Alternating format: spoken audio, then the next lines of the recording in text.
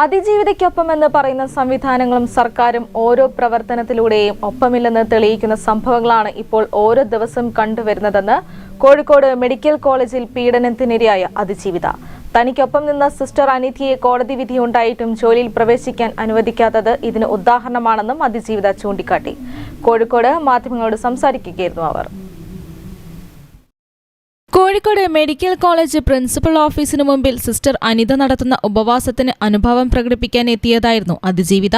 ഒരു പീഡനത്തിലോ അപകടത്തിൽപ്പെട്ടോ ഒരാളെ സഹായിക്കാൻ ഒരാൾ മുന്നോട്ട് വരണമെന്നുണ്ടെങ്കിൽ ഇരയായവർ യൂണിയൻകാരാകണം, അല്ലെങ്കിൽ പീഡിപ്പിച്ചവരുടെ യൂണിയൻകാരെങ്കിലും ആകണമെന്നാണ് ഇപ്പോൾ മെഡിക്കൽ കോളേജിൽ നടക്കുന്ന സംഭവത്തിലൂടെ തെളിയിക്കുന്നതെന്ന് അതിജീവിത പറഞ്ഞു.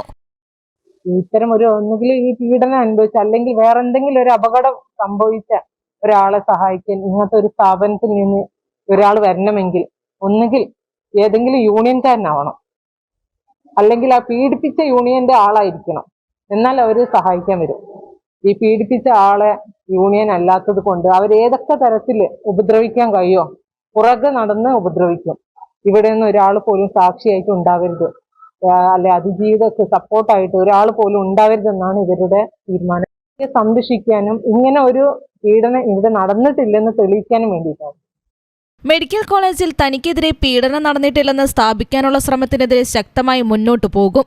സർക്കാരും ആരോഗ്യവകുപ്പ് മന്ത്രിയും പോലീസും ഉൾപ്പെടെ എല്ലാവരും അതിജീവിതയ്ക്കൊപ്പമാണെന്ന് പറയുന്നുണ്ടെങ്കിലും പ്രതിയെ സഹായിക്കുന്ന നടപടികളാണ് ഇവരെല്ലാം ചെയ്യുന്നതെന്നും അതിജീവിത ആരോപിച്ചു.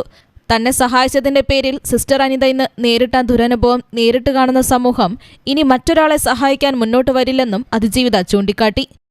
ഒരാളും സഹായിക്കാൻ വരില്ല, അത് ഉറപ്പായി, 100% അതെന്തായി ഉറപ്പായി. ഇപ്പൊ ഈ അനിത സിസ്റ്റർ തന്നെ പല തവണ മനസ്സിൽ കരുതിയിട്ടുണ്ടാവില്ലേ, ഇങ്ങനെ ഒരാളെ സംരക്ഷിക്കാൻ പോയത് കൊണ്ട് എന്റെ ജോലി പോയി. പല ബുദ്ധിമുട്ടുകൾ, പല മനുഷ്യരാണ്, പലതരം ബുദ്ധിമുട്ടുകൾ ഉണ്ടാവും. ആ ബുദ്ധിമുട്ടുകളൊക്കെ അതിജീവിച്ച് അവരും ഇവിടെ എത്തി. അപ്പൊ അവരും വിജയിച്ചവിടുത്ത് നിന്ന് അവരെ തോൽപ്പിക്കാൻ പിന്നെയും ഇങ്ങനെ ശ്രമിക്കുമ്പോൾ വളരെ സങ്കടകരമാണ്. ഒന്നും കൊടുത്തിട്ടില്ല.